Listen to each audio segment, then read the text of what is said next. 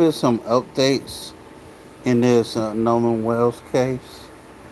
Um, I'm gonna go ahead and get this started here. Let's get it. Ladies and gentlemen, Twice Yearly Prep is here. One office visit every 6 months, 2 times a year.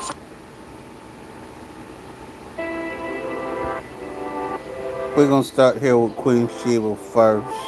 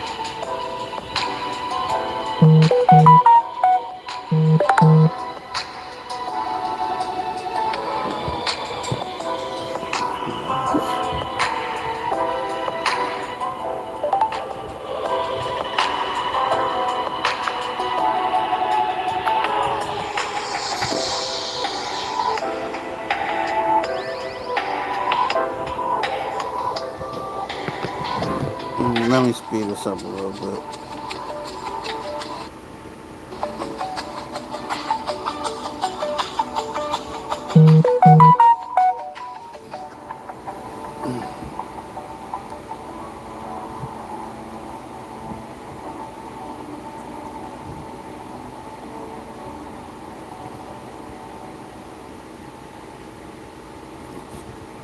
All right. Welcome back, everybody. Welcome back. Happy Monday. We are talking all things Nolan Wells. And when I tell you, we're just going to jump right in and get straight to the point. But before I do, because these people are lying. These people are lying, which is why I kind of ask you guys when I'm this. Let's do a mic check. When I'm covering things like this is why I kind of ask y'all, kind of back up off sending me things that are floating around on social media, because you guys can get easily tricked, okay? And one thing about us, we don't have to do better as a community about just snatching up things and running with it just because it's out there. Just because it's out there. I don't really think y'all know what we're up against or what you're working with. You are dealing with the family of a judge. Let that sink in.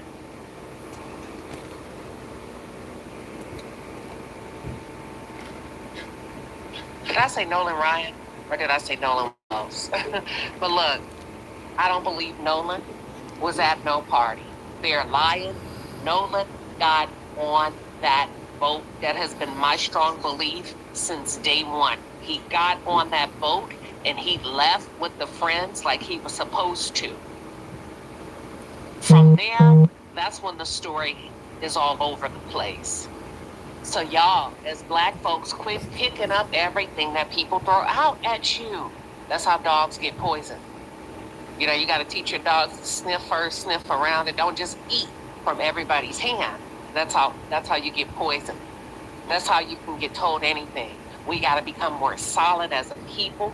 We got to become more strategic. We got to process and say, there ain't no damn way.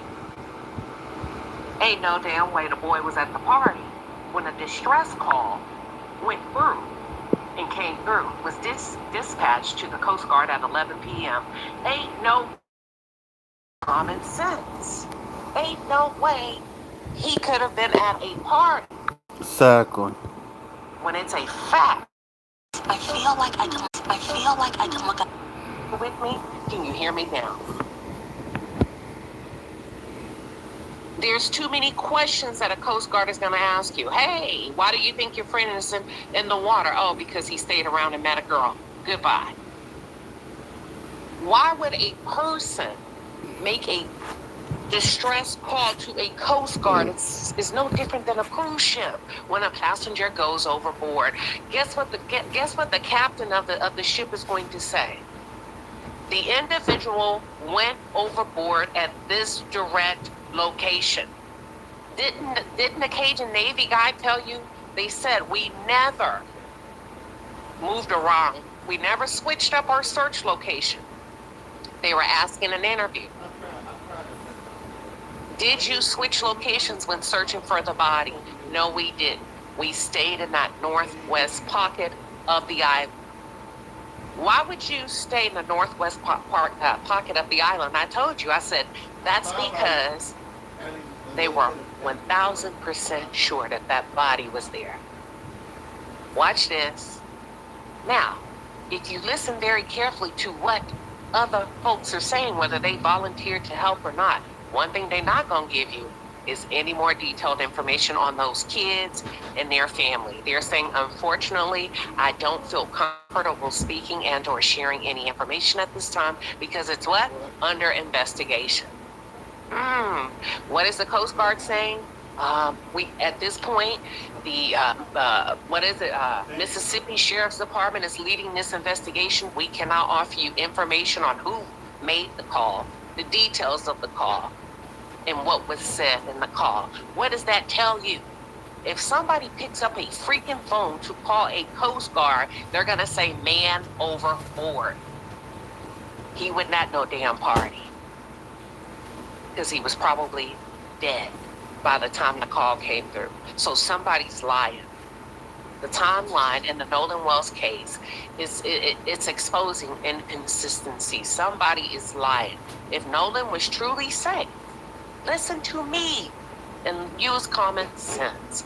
If Nolan was truly safe, if we're going to go with the story that everybody's sticking to, and Nolan was truly safe and or attending this party, let's just say he was with Katie, okay, truly safe, why the hell would you make the call at 11 p.m. Warren? If Nolan was at this party, partying, having a good time, unless hoorah, before he goes back to school, why the hell did the Coast Guard receive, or was the Coast Guard contacted on 11 p.m. the night of July 4th? What information prompted that call?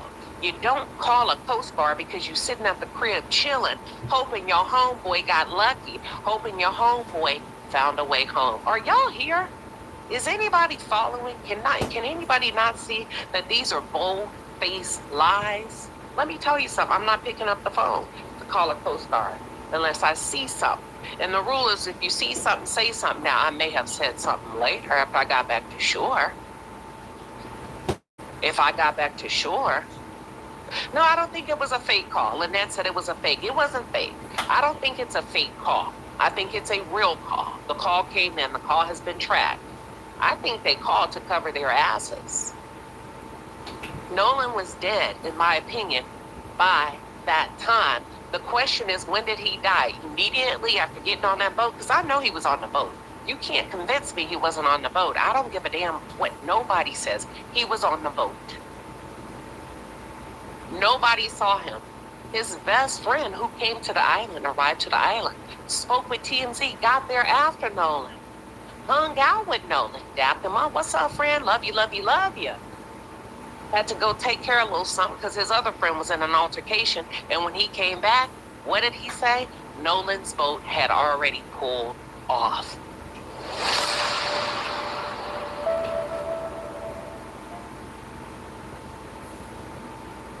That tells you the boy got on the boat. Somebody's lying. He was on that boat.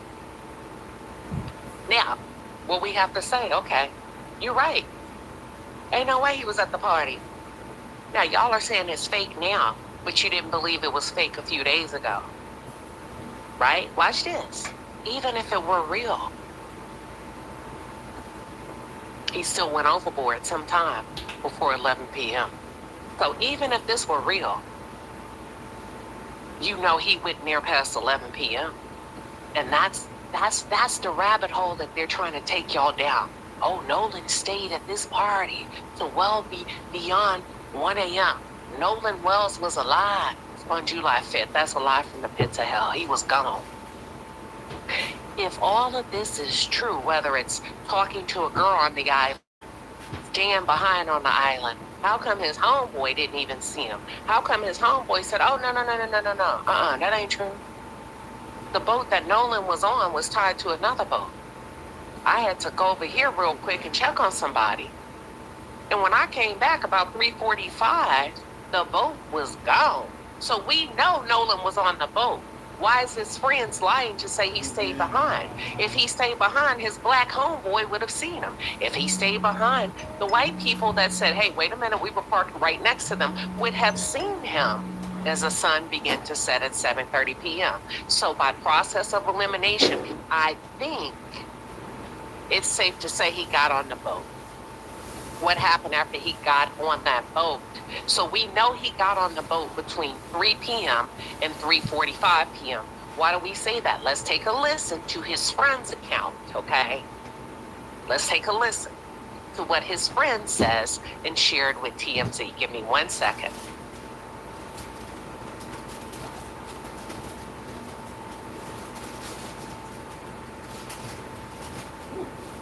Now, I never believed that he stayed behind. I'm not that dumb. This right here, and not to insult anybody, but I just know we don't play around water.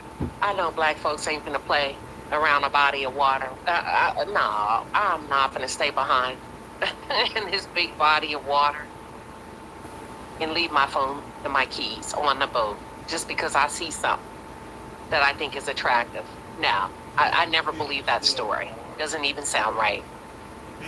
Okay? Doesn't even sound right. But let's do this real quick. Let's break down this timeline and expose yet again the lies. Each employee's healthcare needs are unique. Shouldn't their coverage be as well? Group plans are limited to a single carrier and a few plan options. But people have different medical needs and different budgets. Now, a new form of employer coverage called an ICHRA can help. ICHRAs make health plans personal because employees can buy.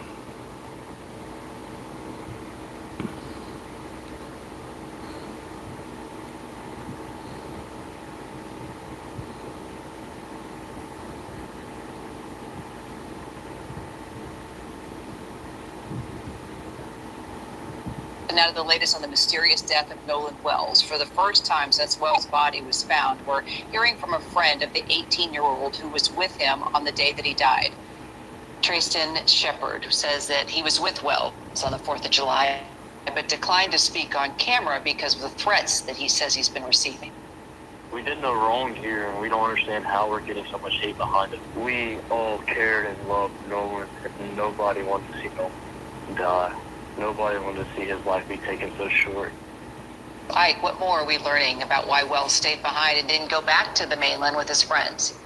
Yeah, Kira, this has really been at the center of everything. This question, why did Nolan Wells stay behind when everyone else decided to actually leave the island?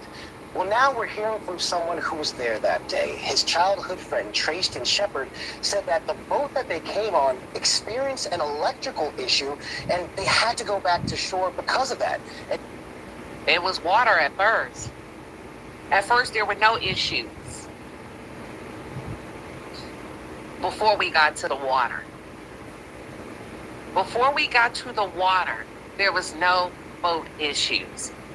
Nobody could recall. They pulled a Carmelo Anthony, Austin Metcalf, witnesses that testified on the behalf of the state. I can't recall. There was no issues except Nolan decided to stay behind. Nolan made the decision to stay behind. Nolan voluntarily decided to stay behind, but it wasn't until you, and me, Right. and everybody else is saying bullshit, not true, don't even sound right. One thing that we caught you on is our culture. That's normal for you, not normal for us. Sorry, try that lie with a different culture. But as over here, that is a no-no, and everybody knows it. Oh, okay. Well,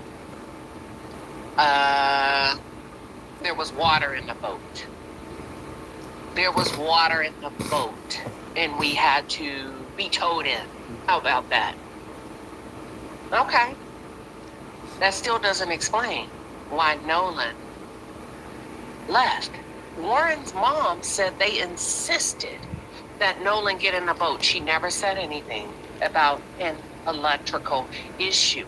If what they're saying is true, and you go to a reasonable young man that his mom said everybody loves, his mother said he didn't see color, smart, loving, compassionate, soft, wanted everybody just to be happy. And you go to a guy like that and you say, hey, dude, we have an electrical issue. And he says, I don't care, I'm staying. Yeah. And as a matter of fact, take my phone, take my keys. I don't care how you get back. I'm going to stay here on this island. Because my hormones are raging and I see a girl named Katie that I like. Do y'all believe that? Can you make it make sense for me? Does it make sense to you?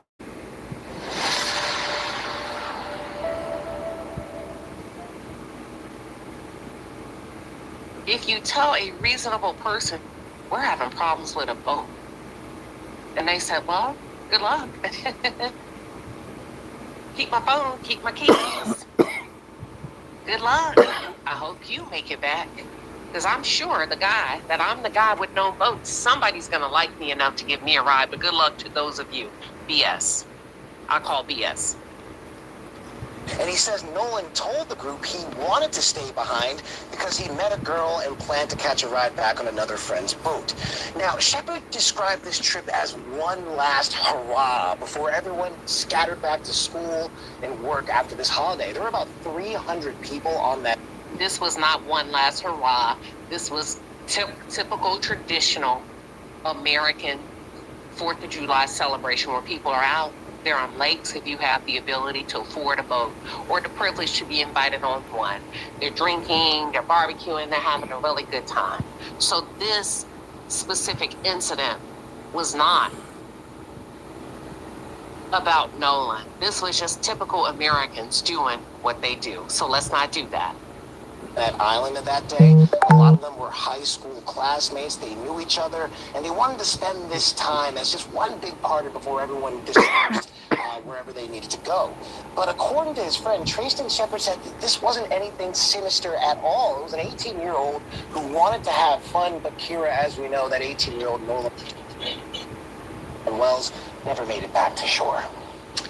Well, and Brian, Trayston also addressed the viral video. Investigators, I've been looking into, saying he's actually the one yelling, not Wells. How crucial is that? Why would he wait? How long?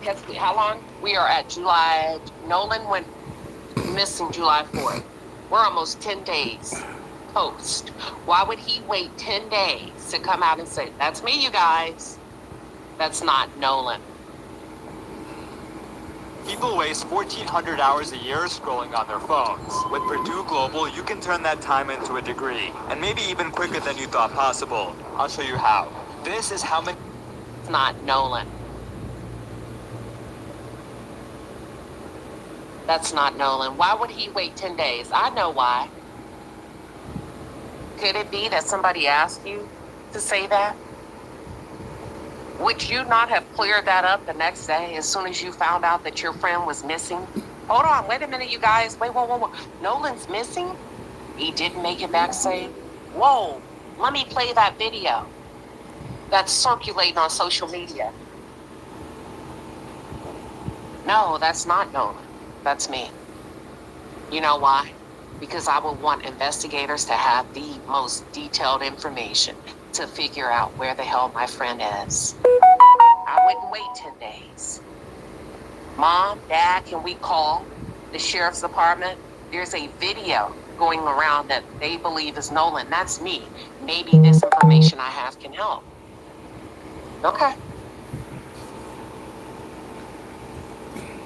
Here, I think is very crucial in the sense of now we know who's yelling, why they were yelling, and according to Trayson, it had nothing to do with what Nolan Wells was doing. Instead, giving us a description that a stranger was kind of getting in his face and he was yelling at him. This closed down one avenue of investigation. And while that... No, it does not. Because it still does not. Okay, let's just say this. It still does not help the investigation. Let's just say it was Trayson. If somebody was getting in his face. And Okay. people are mistaken on social media about what they think they heard about give me my effing phone, is whatever. Those boys still have not given a reasonable explanation that would make sense to anybody why they kept Nolan's phone and Nolan's keys. Do you see why I say, wait a minute, they're lying? Be careful of the rabbit holes that you're being pointed to. We're astute people. We can read, we can write, we can think for ourselves. Even if it was, quote unquote, this friend, it still doesn't explain why the other group took his personal belongings, did not reveal voluntarily that information to his mother. It still does not explain how he went overboard. It still does not explain why they called the Coast Guard at 11 p.m. at night. It still does not explain why the Coast Guard initially denied that the call came through. It still does not explain why they turned off all social media. It still does not explain why they lied about having his car keys. What are we doing? You see how quickly ABC said, now we can close that part of the investigation. No, now you can close it. It doesn't do a damn thing for us. Aunt Natty say, did not. Nolan's mom said that was his voice.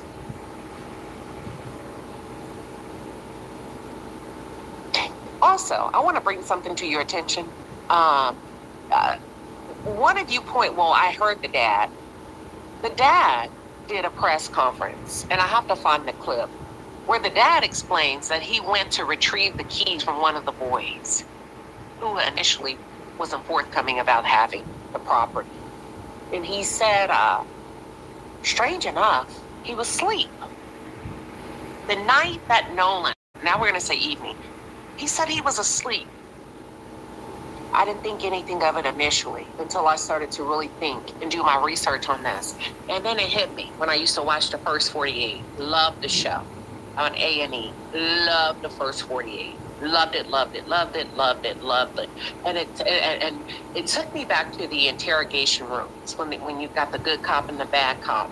And then they would go take turns and interrogate suspects. And they would come out, and I'll never forget what they said.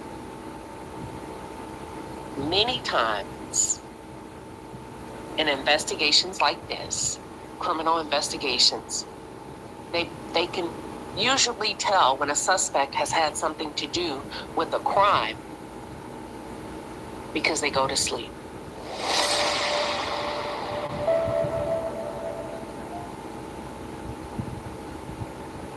They'll watch him from the other room on surveillance, right? And many would crawl. I don't know if you guys remember. They would crawl into a fetal position and sleep. And he says typically that's what they do to avoid accountability. Because the ones that are guilty, innocent. I'm not saying this is the case, but it just brought it back to mind. He said the ones that are innocent, didn't harm their loved ones, can't even sleep. Their body won't let them. They're razzled. They are just out of their mind. Nolan's mom couldn't even sleep. Your friend is missing.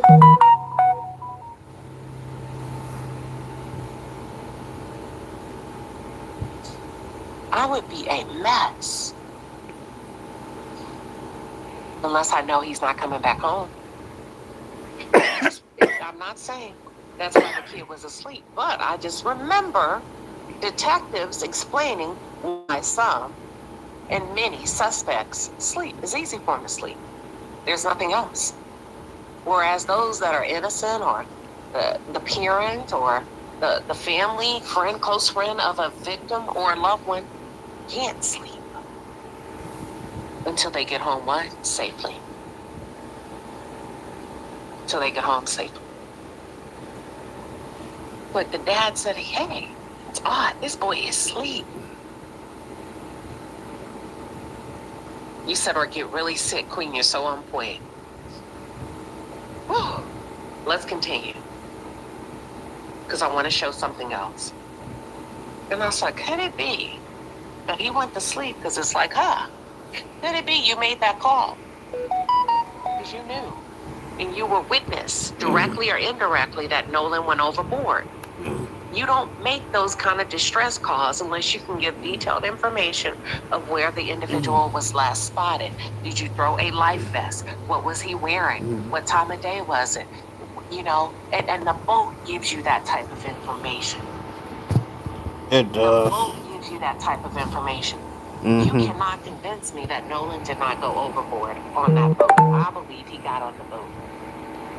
That might be heartbreaking that it doesn't give us an answer. Eliminating possibilities as to what happened will hopefully steer us in the right direction, finding the right reason as to why everything happened. And then going back to something that Ike said, I hope that Trayson saying Wells was there talking to a girl, that we can get a description of that girl, what she was wearing, who she might be, and follow up on more questions. And no girl. Where they at? you see what I'm saying? Nobody from a party. Yeah, what's this Nobody has come mysterious chick to cat? validate and or substantiate anything that they've said. Hey, y'all. This is a marketing opportunity, and with Substantiate anything that they've said. So let's continue. Now let's get into the other interview by the friend. And let me know when y'all can see and or hear. All right, let's give it a go. This is from TMZ. Have you seen the video that's been going around social media where people think that they're hearing an argument between people and they're wondering whether or not Nolan is one of the people in that argument? You just described that you had another friend, not Nolan, another friend who was in and got into a dispute. Is that video the other argument that you were talking about? Yes. So, but is that Nolan in the video? I can't tell. It's too far away. But Exactly. So how can ABC, if he can't confirm Yep, or deny that that's Nolan, how can ABC News? exactly. But let's continue. video, I feel like the voices are too clear. Like from the side, it's too clear for it to be that far away, for it to be Nolan arguing. And then also that altercation, it sounds just like my other friend that got into an altercation on the boat.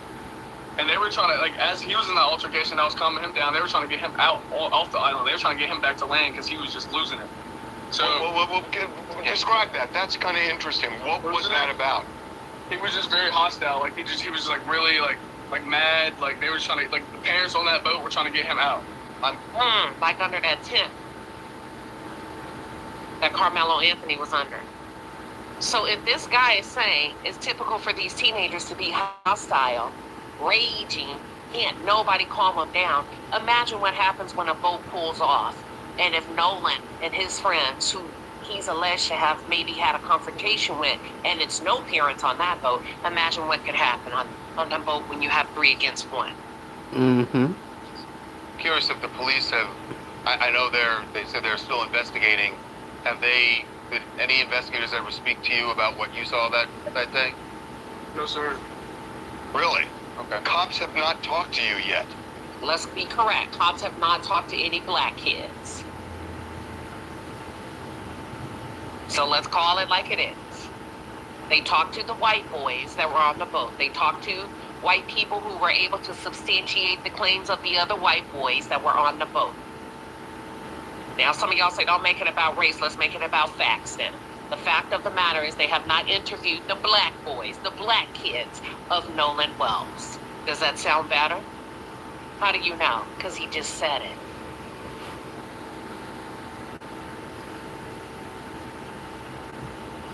No, sir. That's I odd. don't see why the cops would have to talk to me. I mean, obviously, like, you know, like I had said my plea, like because whenever I had talked to the people at Sunherd, it was whenever, you know, the body was discovered, and the autopsy people and all those people were there. Well, I'll tell you why I'm surprised. Because you knew Nolan well, and you knew that he was friends with these guys who were the last ones to be around him before his body was found. And I would think they would at least want to know, hey, just the things we're asking. Right. You know, did you ever hear of any of this stuff? It's odd to me. Just to gather information. Yeah, that the cops... That's because they made up their minds already. They're going to go with the story of the boys. They don't need to hear anything else. It's not important to them. I don't believe they had any intention on doing a thorough and an unbiased investigation from the start. No. I don't think they ever saw those boys as suspects or any suspected, quote unquote, foul play. So there was never any intention for them to talk to anybody else, especially when you have a boy whose stepmother is a judge. We're going to close this out and wrap it up about July 5th, end of day. He didn't get on the boat? No, sir. That's your story? Yes, sir. He didn't get on the boat? No, sir. Okay. That's it. That's all. Case closed. Nolan Xavier Wells, to be exact, voluntarily decided to stay behind and do what, son? Talk to a girl. That's it. Thank you. Talk to a girl. That's it. You see how that works? You see how that works?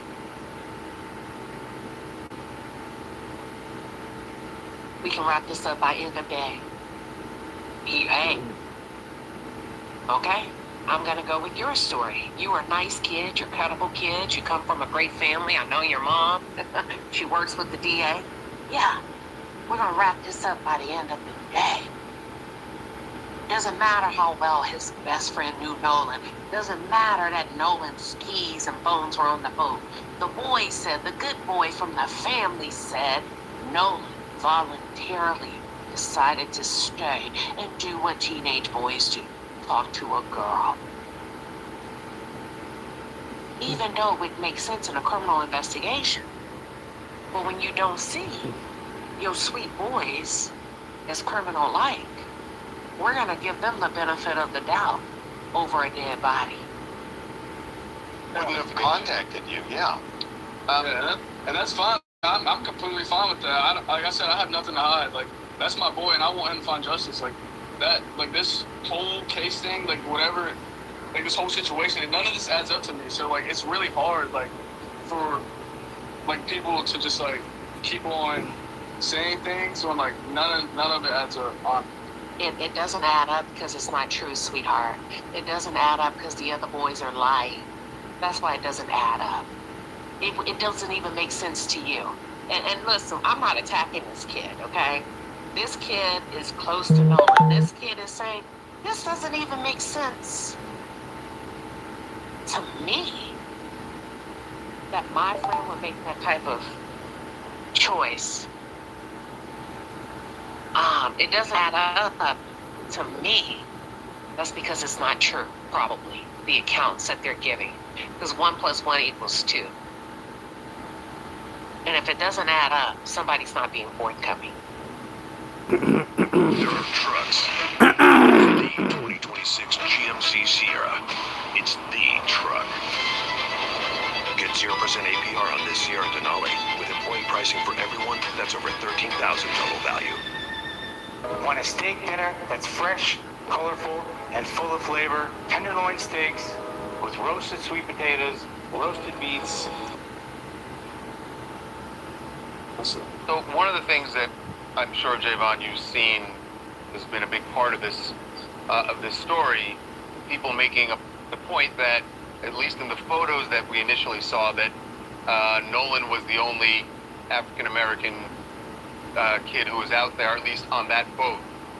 Do you think, having been there on the island with this large group of people, that race plays a factor in whatever happened here? Again, I don't want to answer. I don't want to answer that question. I wouldn't say, like, yeah, I wouldn't want to answer that question. I mean, obviously, we go to Ocean Springs. We're gonna have white friends, so, like, that's I mean, I guess it's pretty normal down here, but Yeah, I mean, and I hear you. If that's, I guess you're saying that it's normal. It's not out of place to be a black teen in that area and that you have white friends, right? That's not. That's not what he's saying. You said Nolan was the only black on the boat amongst whites. He said that's pretty normal down here. So those are two separate questions. Those are two separate things. You got one where you're saying, oh, it's normal to be a black teen and have white friends. Yeah, probably, I'm sure. But your initial question was, did you think it was odd? Or did race have anything to do with the disappearance of Nolan Wells being the only black on the boat full of white boys? Oh, Lord, I got sent back. Oh! I'm sure every black person has white friends somewhere, you know. So I wouldn't say that it's a whole race thing, but it's just like, obviously they're going to paint it as that because none of this adds up. I don't think the issue is do black people. Black people having black friends has nothing to do with Nolan Wells being dead, found in the water. I don't know what type of question that was from Harvey Lively. The crux of the conversation is, what you mean quit putting words in his mouth? I did. He asked two separate questions.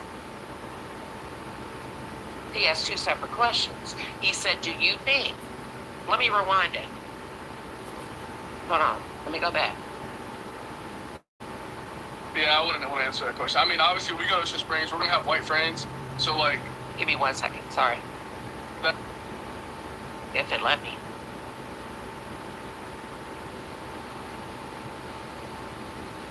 I don't want to answer that question. That boat. Do you think one of the things that I'm sure Javon you've seen has been a big part of this story, people making the point that at least in the photos that we initially saw that Nolan was the only African American kid who was out there, at least on that boat. Do you think, having been... Okay, so where am I making it up? Yeah, that was the first question. Then it went to black. Is it normal for black people to have white friends? So I didn't put any words in anybody's mouth. I'm just calling out. That's called you're stacking your questions. And because you followed up with a different one, we're not going to really know which question the kid was answering. Oh, you said TMZ. Thank you, Niecy. Okay, yeah. Okay, I got you. Okay, my bad. Thank you for clarifying. Yes. First, they started off with that. Because initially, he led with the death of Nolan. Do you think that him being the only black teen on that boat that he was on has anything to do? And he's paraphrasing, right? He's trying to handle it with kid gloves because you are talking to a kid. But then how do we get to the point where, black people having white friends? You're not going to put that responsibility on us. Let's stay on topic. And the topic is, there's a black kid that died as a result of being the only black on a boat full of white kids who none seem to recall what happened to him. So would I call that normal? No, I would not call that normal. I wouldn't either. At all. You're not going to normalize that. You're not going to make it seem like black people are just coming out of the woodworks making up shit. Did Nolan Wells die? Yes, he did. Was he the only black on a boat full of whites? Yes, that is a fact, sir. That has nothing to do with us.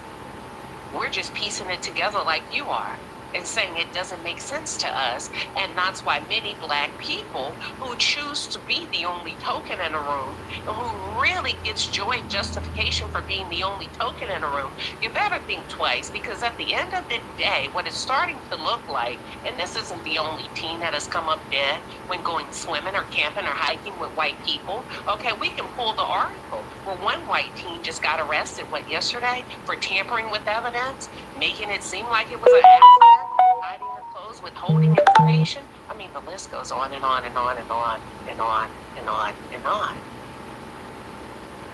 TMZ. This right here is what the experts call a problem. Today I'm lifting some sunken concrete. So again, this is simply forming a new layer between the soil and the concrete. And it's expanding as we speak. That's right. That's moving. It's moving. Son of a gun. Get yourself a free concrete slab inspection from a certified expert. Call Ohio Basement Authority, a groundworks company. It's weirdly satisfying. Isn't it?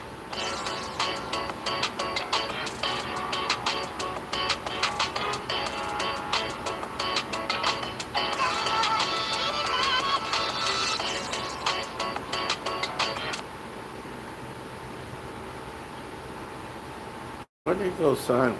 There on the island with this large group of people that race plays a factor in whatever happened here. Again, I don't want to answer. I don't want to answer that question. I wouldn't say like, yeah, I wouldn't want to answer that question. I mean, obviously, we go to Ocean Springs. We're gonna have white friends. Now I'm going to show this kid some grace because this is a kid. And the Bible says when I was a child, I thought like a child, and I acted like a child. This is a kid that doesn't realize that even if you're biracial and your mother is white, you're not one of the boys. It's going to take a little bit of living and a little bit of experience for him to soon realize that when you find yourself in a situation, he's going to have to live a little bit. And the unfortunate thing is, listen, I don't think anybody's getting into the dynamics of who's black and who's white and who has this friend or that friend. I think the elephant in the room is black people are typically not safe being the only one in the room full of white people when there's drugs and substances, because one thing that we have started to see, and this has always been a phenomenon, I don't know why y'all are acting like this is the case today, because we have technology, Snapchat, TikTok, YouTube, whatever. Black people have gone missing around white people before. I mean, we can take it all the way back to the Jim Crow days.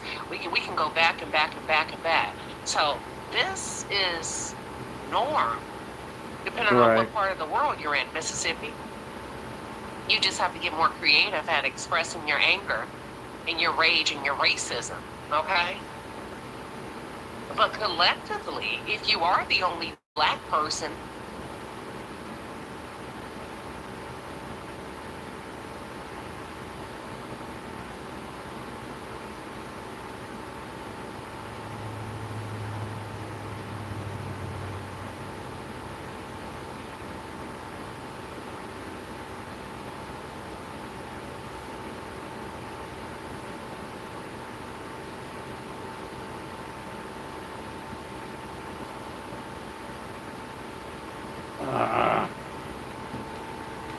It's acting stupid. Hold on, y'all.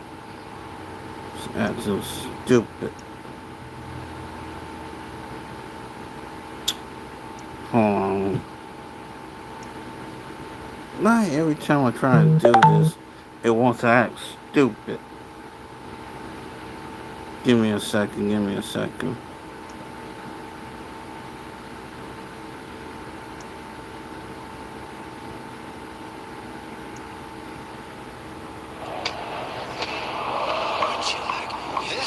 Marketing opportunity. And with Artlist, you can react to any viral event and create stunning There on the island with this large group of people that race plays a factor in whatever happened here. Again, I don't want to answer. I don't want to answer that question. I wouldn't say like. Yeah, I wouldn't want to answer that question. I mean, obviously, we go to Ocean Springs. We're going to have white friends. now I'm going to show this kid some grace because this is a kid. And the Bible says when I was a child, I thought like a child, and I acted like a child. This is a kid that doesn't realize that even if you're biracial and your mother is white, you're not one of the boys. It's going to take a little bit of living and a little bit of experience for him to soon realize that when you find yourself in a situation, Yeah, life is, he's going to have to live a little bit. And the unfortunate thing is, listen, I don't think anybody's getting into the dynamics of who's black and who's white and who has this friend or that friend. I think the thing, the elephant in the room is black people are typically not safe being the only one in the room full of white Exactly. people when there's drugs and substances. Because one thing that we have started to see, and this has always been a phenomenon, I don't know why y'all are acting like this is the case today, because we have technology, Snapchat, TikTok, YouTube, whatever. Black people have gone missing around white people before. I mean, we can take it all the way back to the Jim Crow days. We can go back and back and back and back. So this is norm, depending on what part of the world you're in. Mississippi, Mm-hmm. you just have to get more creative at expressing your anger and your rage and your racism. Okay. But collectively, if you are the only black person in a room, God rest her soul to the black woman that went to an all-white slumber party whose body was found beaten and battered. And the story is she fell over the balcony. What's the lady's name? She fell over the balcony. She too was the only black woman in the room that thought she Mm-hmm. was amongst friends and never made it back home. Mm-hmm. Never made it back. Never did. Okay, this shit starting to piss me off now.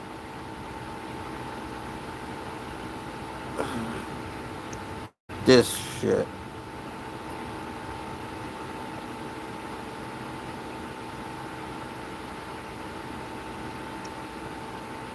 Try this again.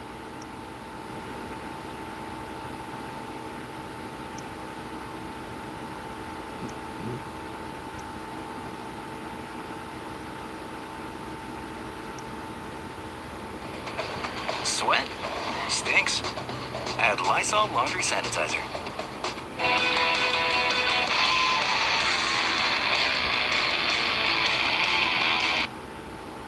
Race, because this is a kid. And the Bible says, when I was a child, I thought like a child, and I acted like a child. This is a kid that doesn't realize that even if you're biracial and your mother is white, you're not one of the boys. It's going to take a little bit of living and a little bit of experience for him to soon realize that when you find yourself in a situation, uh, yeah, life is, he's going to have to live a little bit. And the unfortunate thing is, listen, I don't think anybody's getting into the dynamics of who's black and who's white and who has this friend or that friend. I think the thing, the elephant in the room is black people are typically not safe being the only one in the room full of white people when there's drugs and Exactly. substances. Because one thing that we have started to see, and this has always been a phenomenon, I don't know why y'all are acting like this is the case today, because we have technology, Snapchat, TikTok, YouTube, whatever. Black people have gone missing around white people before. I mean, we can take it all the way back to the Jim Crow days. We can go back and back and back and back. So this is norm, depending on what part of the world you're in. Mississippi, you just have to get more creative at expressing your anger and your rage and your racism. Okay. But collectively, if you are the only black person in a room, God rest her soul to the black woman that went to an all-white slumber party whose body was found beaten and battered. And the story is she fell over the balcony. What's the lady's name? She fell over the balcony. She too was the only black woman in the room Mm-hmm. that thought she was amongst friends and never made it Right. back home. Never made it back home. So this is normal to this kid, which is why you have to show him grace. He's a biracial kid. He probably has a white mom. He probably hasn't learned the harsh reality of living in a place of Mississippi, or being Hey, in a 18. place where things can change at the blink of an eye should you ever decide to be the only one in the room.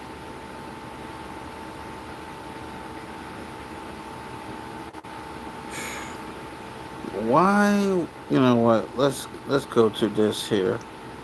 See if you act right.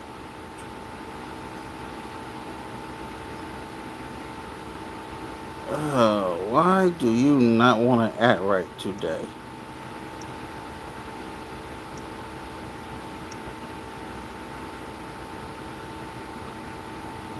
I want to need you to act right.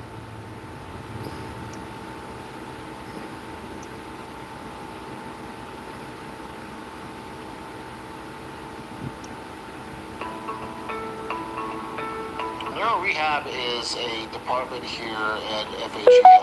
From claims of Nolan Wells attending a pool party to reports of a fight, there is a lot of back and forth about the final moments of this teen football player who died over the July 4th weekend. We are sorting through the latest developments and what to focus on with a retired detective. Welcome to Sidebar, presented by Law and Crime. I'm Jesse Weber. Okay, so we have these new details about the tragic death of 18-year-old Southwest Mississippi Community College football player Nolan Wells, a graduate of Ocean Springs High, disappeared while boating with friends on Horn Island. It's right off the coast of Mississippi. This was during the July 4th weekend. And by the way, this is an island where there's limited access. You got to have a boat. It's a wilderness area. There's no commercial development. And that says something. That says something about the investigation and what might have happened here. But we know the tragedy of this case. We know that Nolan's body was found that Monday on the island, washed ashore. Right. His family is demanding transparency. They are demanding a full investigation into As what they happened. should. They have retained civil rights attorney Ben Crump. They have ordered an independent investigation and an independent autopsy. In fact, Ben Crump told ABC News Live last week that Nolan's body would be flown to Washington, D.C. for an independent autopsy. And by the way, this follows Jackson County Coroner Bruce Lynn Jr.'s announcement that an autopsy is being conducted by the state ME office, but the results are pending because of toxicology test findings that could take several weeks. But authorities reportedly believe that this was an accident, that this was a case of drowning, that there are no signs of I don't believe that for a even though second. they're continuing the investigation. But there are questions. For instance, according to CNN, Nolan didn't return to the dock with his friends that day, and his family didn't understand why he would separate from them, that he was supposed to take a different boat back but didn't. Nolan apparently didn't have a cell phone with him. There were reports of an alleged altercation that day. According to the sheriff, one of Nolan's friends contacted the Coast Guard on the night of July 4th at around 11 p.m. Nolan's mom called the sheriff's office midday leading into July 5th. The family has concerns about why Nolan just stayed without friends. His mother saying to GMA, that we cannot answer. I can't fathom why he would. His father saying, we always told him if you go with a group, you stay with the group. In fact, Sheriff John Ledbetter previously indicated that Nolan may have stayed on the island rather than heading back to the mainland. But even Nolan's friend, Javon Williams, told CNN, quote, I've never known Nolan to stay back while his friends leave. He's always been a guy where if he rode with you, he's going to come back with you. That's always how he's been every single time. There's also this. Nolan's mother told GMA that they tracked Nolan's phone using the Life 360 app, and they found that his phone was with his friends, and she claims that it's possible some of the texts and messages were deleted. So a lot is going on, and as this is going on, we have new it's a lot developments. going on. There is some back and forth we need to talk about. Apparently, there is a video that is circulated online showing what appears to be an argument that day. And some believe that it involves Nolan. This is something Ben Crump discussed in a press conference last week as one of the contradictions or conflicts in this case. And then the fact, Reverend Al, that they have this video of an argument that is going on, and you know, thank God all young people, they have cell phones, and anytime you hear people raising their voice, they start the video. And so too much going on, you're right. Nolan said, give me my freaking phone. What are you freaking doing? And that becomes even more relevant when you think about the story that they are presenting, that Nolan chose to stay behind. That's what they're saying. The glaring contradictions. Keyword, what they say. The fact that which has not been verified. There with his friends, and you look at all the videos it seems to be he's the only black on the island, or maybe one other, but not many. And so, Jared, you have where a young woman he was talking to says that, well, Nolan said he was going back to get on the boat with the boys. Damn, that truck loud. The boys say that Nolan told them he was going to Mm-hmm. stay and talk Yeah, to the that. young Yeah, I was couple. thinking that too. 18. That It's a judge. contradiction. They're not saying the same thing. One of them is telling the truth. One of them is not. Okay, real quick, I gotta say this. Look, running a business is tough enough. Why would you make it harder doing things manually or relying on dozens of apps that don't talk to each other, right? That is where our sponsor, Odoo, comes in. Odoo is an all-in-one business management platform with a full suite of integrated apps that seamlessly connect all your operations, from sales and accounting to manufacturing, even shipping. Odoo can automatically generate professional, sleek-looking sales orders, invoices, and vendor bills, and it can automatically assign sales teams and send email updates throughout each sales stage. They can even use AI to pull reports that help with your decision-making. For manufacturing, their apps can sync inventory with real-time production and purchase updates so you never run out of stock. And when it comes time for accounting, that's also fully automated. Odoo can create invoices, track expenses, and even summarize data with AI to save you hundreds of hours. You know what the best part is? You can choose your app.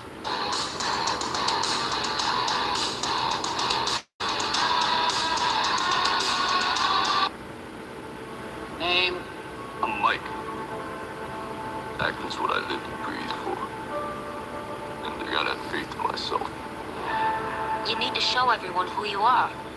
I like this girl, Sylvester. Sylvester? That's right, his real name. It's got a nice ring to it. Sylvester Stallone. It's like Peter Parker. Are you delusional? Mm. You don't got the looks to be a movie star. Expenses, and even summarize data with AI to save you hundreds of hours. You know what the best part is? You can choose your apps and even build custom workflows so it's all fully tailored to your business. Shepard said that Nolan stayed behind after the boat had to return to shore because of an electrical issue, that Nolan had met a girl. This is something we've heard before, that he met a girl and he stayed behind. And Shepard claimed that he would come back on a different friend's boat. He also countered this narrative that Nolan was at a pool party early in the morning of July 5th. There was this photo that had been circulating as well. So in other words, the idea would have been, right, that Nolan left the boat, made it to the mainland, went to this party, and ended up dead. Now Ben Crump even apparently shared a photo, again, of what people believe to be Nolan at this pool party. Now, according to TMZ, Crump reportedly posted this photo to social media with the caption, "Now listen, I don't know if these are facts or rumors because no official statements have been confirmed. We sometimes have to follow all clues until the truth is found." But Shepard once again pushed back. He said that that photo was actually from a party on June 27th in Pass Christian, Mississippi. So not the weekend in question. What about Nolan's phone, right? A lot of questions about Nolan's phone. So while attorney Ben Crump told GMA that it was suspicious that Nolan didn't have his phone with him, and that his friends had it, or his friend had it, Shepard said, look, it's not unusual for people to leave their phones in boats. Shepard's uncle, who was apparently driving one of the boats that day, confirmed that too. Shepard said, all our friends are out there. Who are we communicating with? And we're in salt water. We're not in fresh water. When Nolan got in the water, he put his phone on the boat dash along with probably 15 other phones. By the way, Jackson County Sheriff John Ledbetter told ABC News that Ben Crump has not yet turned over Wells' phone to his investigators. Now, that's the latest reporting at the time of this broadcast. I don't know if that's changed. We'll see. But according to ABC News, Shepard claims that investigators have spoken to him and his friends. He emphasized that they have a diverse friend group. He's pushing back on the narrative that race has something to do with what happened to Nolan Wells. He indicated that he and his friend group, they have been receiving death threats since Nolan was found, that he wanted to speak out to clear up any misinformation or rumors out there, stating that neither he nor his friend group had anything to do with Nolan's death. Again, that he rejects the idea of race being a part of this, saying, quote, they're trying to spin a narrative that's not there. He's wrong. I understand Nolan's parents are grieving, and I really think he's taken a little bit of advantage of that, and I don't like that. I really don't, because they're vulnerable. And Shepard asked for everybody just to relax and let everybody mourn the loss of Nolan, and let us remember him as the sweet guy he was, and not something we're scared of because of the trauma we've had. If Ben Crump is doing his own investigation, let him do it. And then let the sheriff's office conclude their investigation and figure out the facts on their end. Let us all just know the truth instead of jumping to two conclusions about things. We did no wrong here, and we don't understand how we're getting so much hate behind us. We all cared and loved Nolan, and nobody wanted to see Nolan die. Nobody wanted to see his life be taken so short. I just know I lost my best friend. Wells was just somebody that you automatically just felt so comfortable to talk to. Nobody would ever hurt Nolan in our friend group. We would die for him. We would do everything in our power for that guy. If he needed anything, we would do it. Nolan brought us all together. And Shepard separately told Rolling Stone in an interview that was published on Sunday, quote, "I'm tired of speculation, of not being able to talk. It's time for somebody to start speaking up. I'm not just hurting because of Nolan. I'm also hurting because I call my friends, and you can hear it in their They need to voice. make They're everybody terrified of talk. what these people will do to them. It's gone completely way too far." Back to Jackson County Sheriff John Ledbetter, he said this week, quote, "Nolan Wells' family deserves a thorough and factual investigation, and that's exactly Give them what one. they're going to get. I think it is important that we do not put ourselves on a timetable, and we do not rush ourselves, but I also think it is important to be diligent in gathering all the facts." And he has been encouraging the public's help for any information, unedited photos, videos from that weekend, adding, "Even if you may think that it might be insignificant, every little bit helps. And that may be a bigger contribution than you think to this case." This is what he told ABC News. I got to talk about this now. Okay, let me bring in Matt Irvine, retired detective, law enforcement instructor. I'm always happy to have Matt. I was really excited to have you on to talk about this. We haven't talked about it yet. In fact, right before we came on, right before we hit record, you and I were talking about what Sheriff Ledbetter had said about not rushing this investigation. And you were going into it. I was like, wait, save it for camera. Why do you think that? Let's start there. Why do you think it's so important for this statement to come out from the sheriff that says we don't want to rush ourselves, but at the same time, understanding, the family, the public, everybody wants answers? Every big kid deserves a snack that's got their back. From that first big slide to every road trip. Earth's best new big kid snacks are baked with good stuff. So whatever their next adventure, we've got their backs. What fucking time is it? It's time for work. Come on. Everyone, Come on. There we go. Wants answers.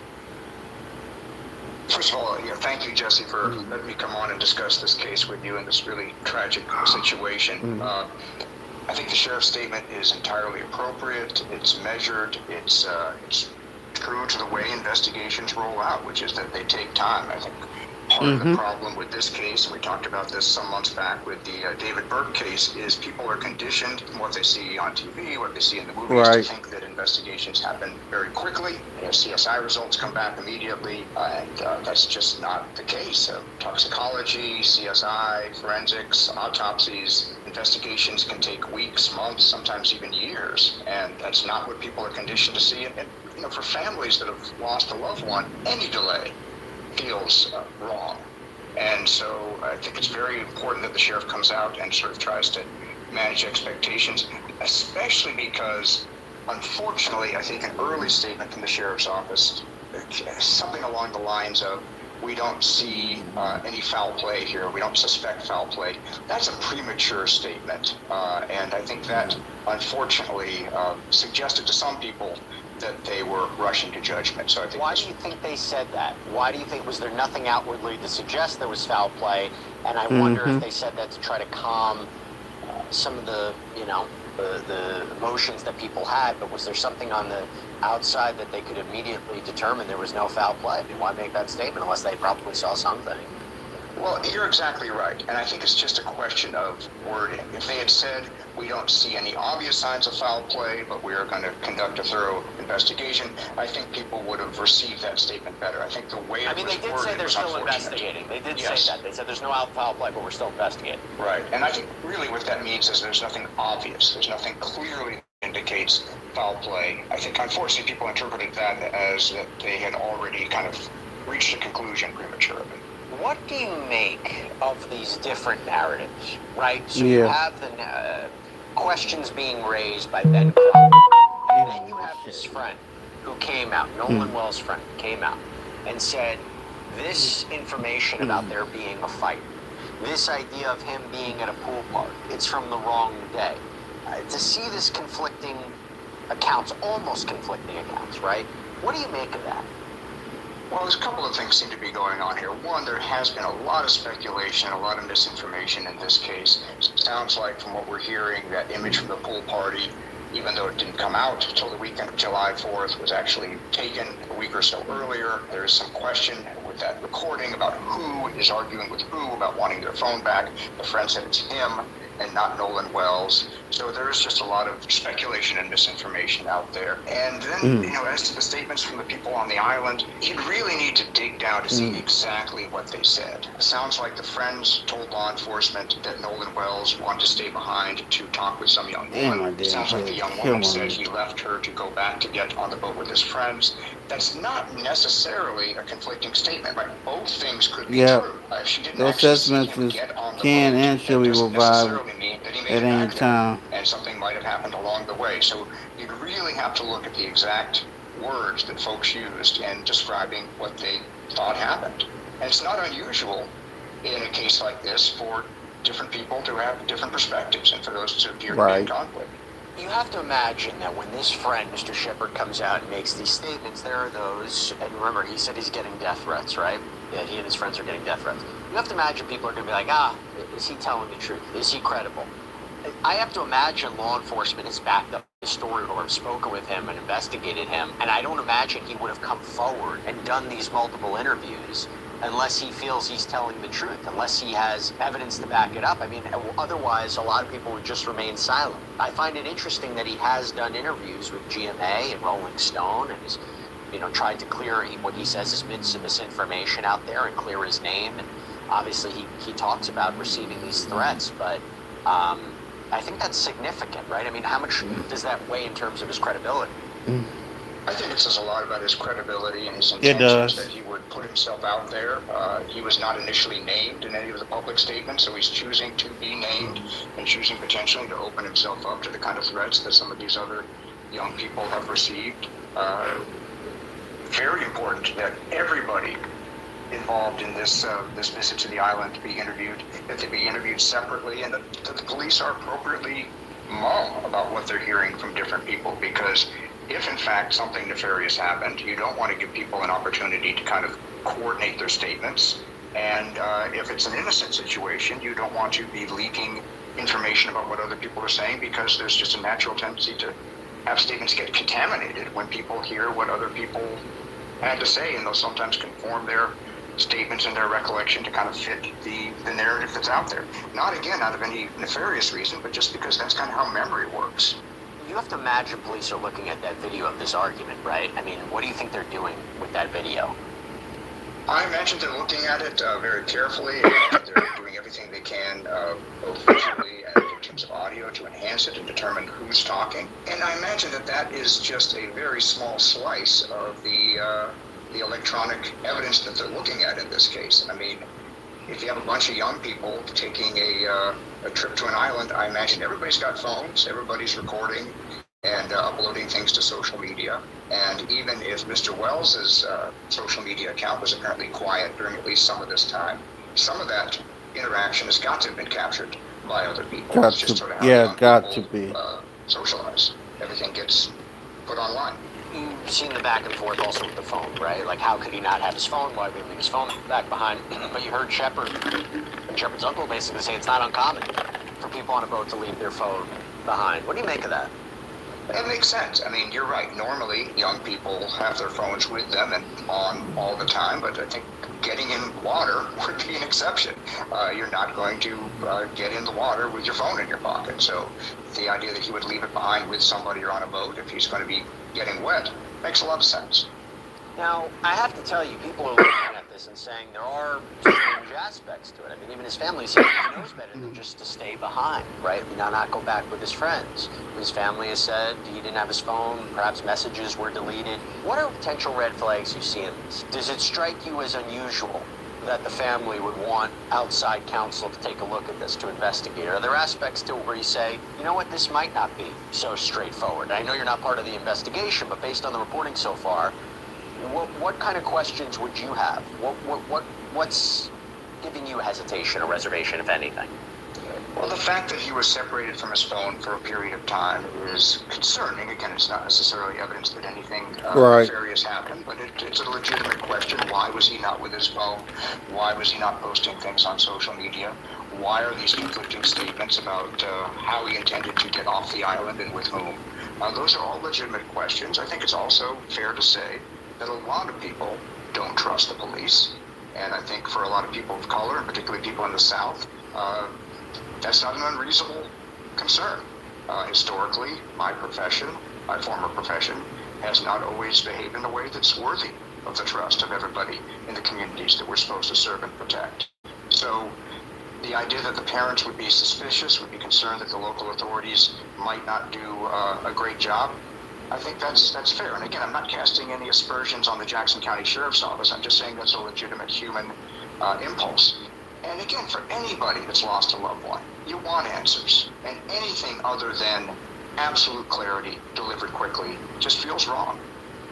According to USA Today, just to expand upon this, Crump said that the family is conducting its own investigation because of, quote, distrust of the Mississippi law enforcement officials. Crump said the young woman says that he went and got back on the boat with the boys. The boys say no. He said he was going to stay with her. That's a conflict. So you're getting the sense of why they're conducting their own independent investigation, their own independent autopsy. How does that affect the official investigation? How does a parallel, private, independent investigation conducted by the family through an attorney with an independent autopsy, how does that affect the official investigation?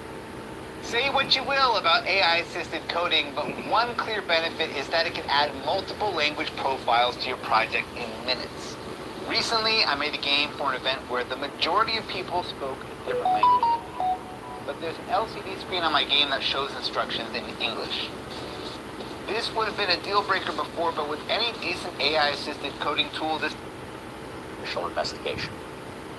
Well, that's an excellent question, and it really depends on the integrity and the quality of persons involved in the independent investigation. I mean, Benjamin Crump is a very eminent and well-known civil rights lawyer. I imagine that he and the family have retained people of the highest caliber to conduct the second autopsy and any additional investigation. So hopefully it will be something that brings out the best in both aspects of the investigation and goes a step further in uncovering the truth.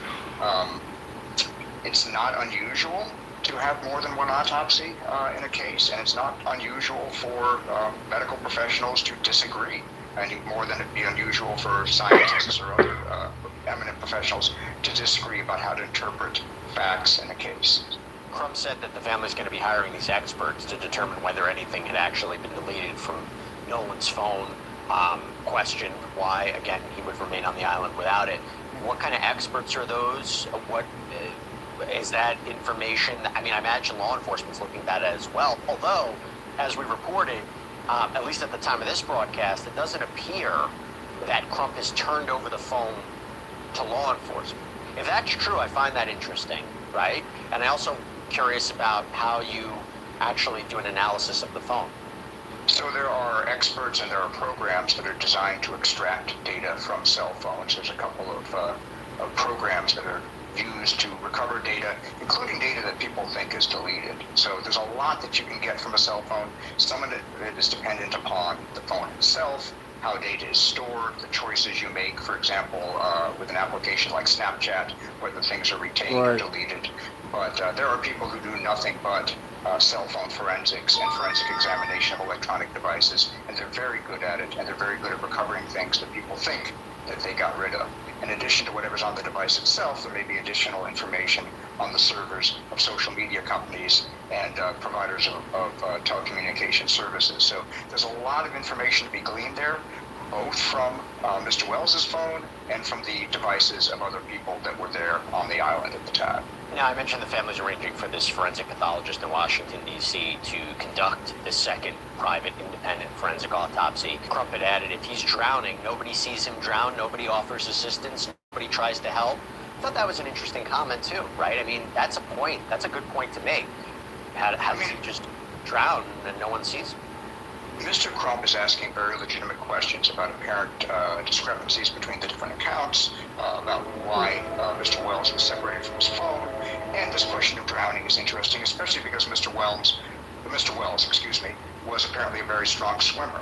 But drowning doesn't always look like this desperate thrashing around that we might be used to from the media. Drowning is often silent. It doesn't necessarily look like somebody's in distress. And even a very strong swimmer can be overcome by currents and by things in the water that might impair their ability to swim. One of the things that Crump also mentioned was when Nolan's body was found, right? According to the New York Post, Crump said his body should have been there on July 5th. Why would it not appear until July 6th? If he stayed back on the island, there were boats there. There were people. It's just not adding up. What do you think? Again, Mr. Crump is raising legitimate questions, but for every one of these questions, there are both sort of innocent and more nefarious answers. If somebody drowns, it's not uncommon for their body to remain out at sea or in a body of water for days or even longer before it's discovered, depending on the currents and where the drowning happens. The sheriff had asked for, and is still asking for the public's help, right? Asking specifically for original, unedited photos and videos that were taken on the northwest tip of Horn Island on July 4th, 2026, particularly those depicting alleged altercations or containing images of or believed to include Nolan Wells. That's actually a quote. Original media often contains critical details that may be essential to the ongoing investigation. And look, the sheriff has encouraged anybody, even if you think it's small, even if you think it's insignificant, turn it over, because you may not know the value of it. So again, why do you think the sheriff wants this? What are they going to do with this information? How do they analyze it? How do they process it? How does it fit into the overall investigation? Well, it's a very legitimate ask by the sheriff's office, and it's going to probably take them a while to go through all the potential sources of electronic evidence in this case. I would expect that there were many people present on this island besides Nolan Wells and his friends who might have captured some part of some interaction. Mm-hmm. And if they're going to be parsing through a day's worth of film from multiple people, and probably in many cases having to slow things down, enhance things to try to figure out what they're really looking at, that's something that's going to take a while, but it's an absolutely essential source of information in this case. Matt, what are you going to be looking out for next? In other words, when do you think we're going to be getting information? When do you think we'll get some update, either from law enforcement? I also wonder if it's difficult to predict when we get some more information from this independent investigation from Ben Crump. I mean, I imagine if they get the independent autopsy results, would they share that immediately? What should we be looking out for next?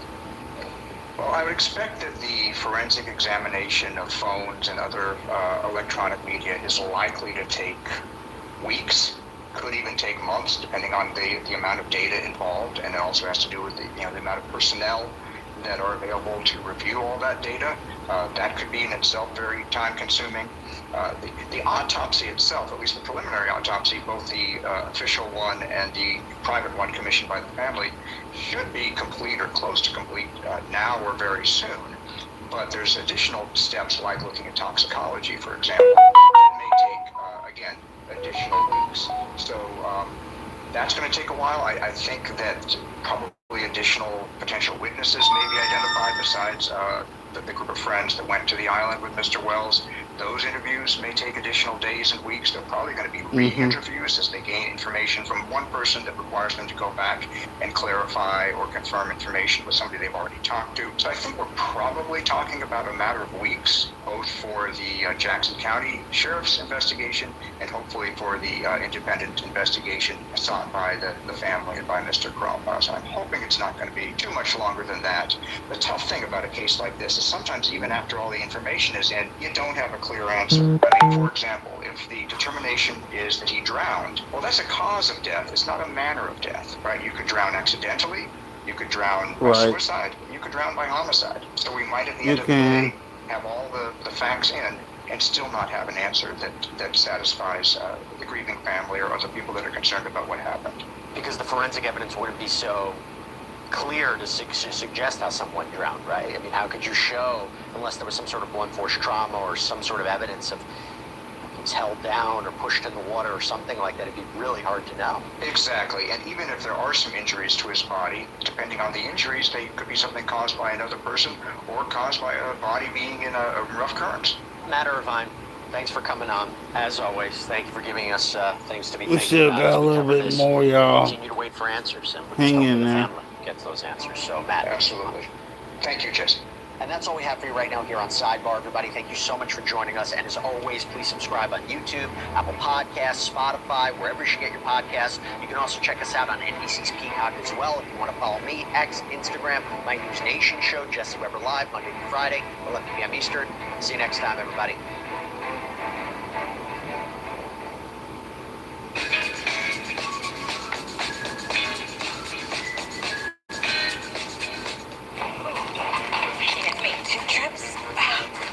Make 2 trips. It's me, apartment 420B. Why would I pick? The nationwide attention surrounding the death of Nolan Wells was likely more than many people expected, including those who were with him that day and officials involved in the investigation. But if this case has shown us anything, it's that many people are no longer willing to accept that quick dismissal of unanswered questions when a young black person dies. People are demanding a thorough, transparent investigation before conclusions are reached, and they believe every lead deserves to be examined. With that said, there have been several interviews released in recent days featuring people who knew Nolan, including friends and coaches. One thing that has stood out to many viewers is that these individuals have consistently expressed the belief that race did not play a major role in what happened. No, I don't think it was no racial intention at the school, you know, from my experience. Because you Really, have, brother? you know, predominant white How? school, you have black kids there, and they all, you know, played and grew up together and got along. Now, you know, some stuff might have happened that I didn't see. So, you know, I can't speak wholeheartedly on it, but from what I did see, it was a tight-knit community, you know what I mean?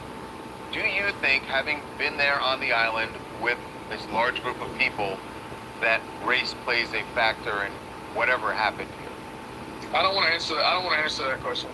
I wouldn't say, like, yeah, I wouldn't want to answer that question. I mean, obviously, we go to Ocean Springs, we're going to have white friends, so, like, that's, I mean, I guess it's pretty normal down here, but... Even this man, Trayston Shepard, who claims to be Nolan's best friend, says that he is upset by the suggestion from Crump that race may have played a role in Wells' death. I just know I've lost my best friend. So, first of all, we don't know Trayston. We've never met him. So, to say, you know, best friend, childhood friend, that's a bit of a stretch. We've never met him. He's never been to our home. The people being interviewed look nothing like the people who were reportedly on the boat with Nolan during his final hours. The very people whose parents have publicly stated that their son last saw Nolan at 3 o'clock p.m. You remember the judge? While the birth mother of that same boy publicly stated that her son last saw Nolan at 5 o'clock p.m. None of these people are being interviewed. Instead, we're hearing from someone claiming to be Nolan's best friend, but not the friends who were reportedly on the boat with him. We're hearing from an assistant coach, but not the head coach. So let me get this straight.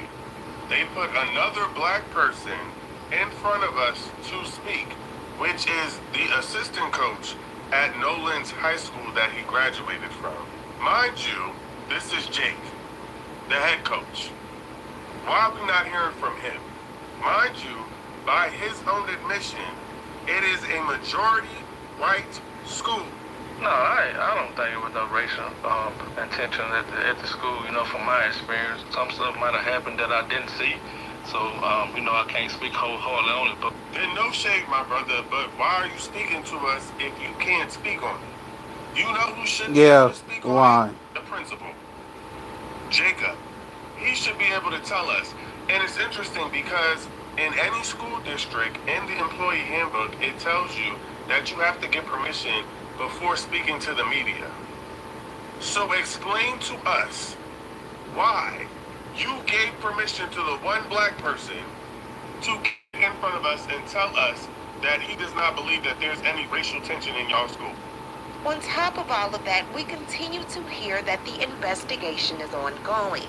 Yet, according to Nolan's mother, Miss Christine, I'll be she right hasn't back. heard from investigators since the day after her son's body was found, and she was the one that made that call. Have you been hearing anything from investigators?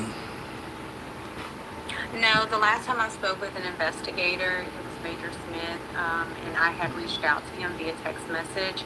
That was last Tuesday. Other than that, I have not spoken with anyone. Now, a major update in this case today is that the Jackson County District Attorney, Angel Myers McIlrath, has confirmed that she will be meeting with Nolan Wells' family today. She also stated that once the Jackson County Sheriff's Department completes its investigation into Nolan's death, the case will be presented to a grand jury. According to the district attorney, this is standard procedure in Jackson County for deaths that are not considered natural. Another significant development is the FBI's involvement in the investigation. The Right. FBI is now assisting the Jackson County Sheriff's Department because Horn Island falls under federal jurisdiction. According to investigators, FBI agents are helping with the forensic examination of the digital evidence that has been collected throughout the investigation. Sheriff John Ledbetter also provides an update on the scope of the investigation, revealing that investigators have interviewed approximately 60 witnesses so far. He emphasizes that the investigation remains both active and ongoing. Among those interviewed exclusively are the three friends who accompanied Nolan to Horn Island on July 4th. Investigators continue to review witness statements alongside digital evidence as they work to reconstruct the events leading up to Nolan's death. The district attorney reiterated that the case is being treated as a priority. Now, authorities say the investigation has been complicated by the island's remote location, with limited cell phone service and no surveillance cameras. Ledbetter also acknowledged the widespread rumors surrounding the case, including claims alcohol or drugs may have played a role. Now, I want to speak to you for a brief moment about speculation. Questions over alcohol consumption have circulated since Nolan's friend, Trayston Shepard, said that the group had spent the holidays swimming and drinking. Well, we were all just having fun all day, Shepard told Good Morning America. And then as the day went on, people started to drink more and people started getting more drunk. But Brian Trasher, vice president and spokesperson for the United Cajun Navy, which helped search for Nolan, cast doubt on claims the teen himself had been drinking to excess. My understanding is that even though there was pictures of the boys drinking beer and stuff, Nolan's blood alcohol level was not at an intoxicated level, Trasher told People. Autopsy results are still pending. Jackson County Coroner Bruce Lynn Jr. says the coroner's office is waiting for the toxicology report to be returned to the state medical examiner's office before the full autopsy report can be completed. The coroner says the toxicology report is being expedited and that he hopes it comes in this week. As the investigation continues, questions remain about the events leading up to Nolan Wells' death and whether additional evidence could help provide answers for his family. And as we wait for the autopsy and toxicology reports, we do have more information on what actually happened July 4th on Horn Island. This is an interview by Laura Coates from CNN. Javon, I want to come to you because you're his friend.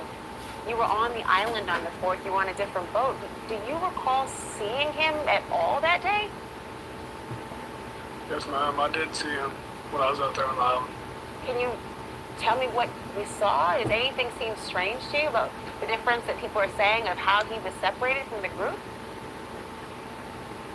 No, ma'am. I don't think that Nolan would say, hey, bro, I'm staying with this girl on the island.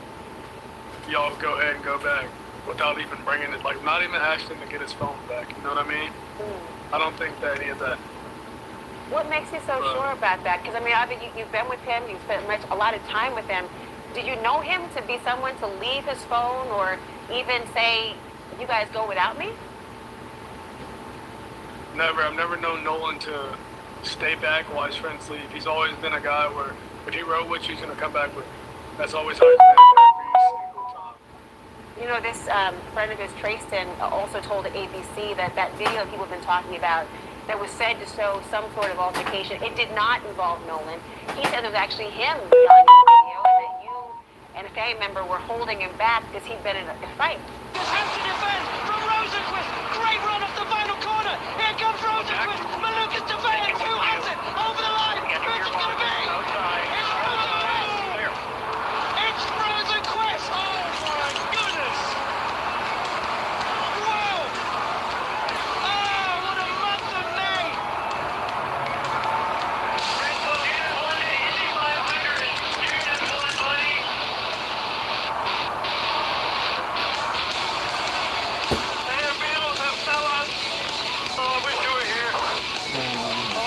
Felix Rosenquist, you are an him yelling in the video and that you and a family member were holding him back because he'd been in a fight. Is that accurate? Yes, ma'am. We were calming Trayston down. In that video where he said, "Give me my effing phone back," it sounds like him, so I'm pretty sure that he was right on that, but...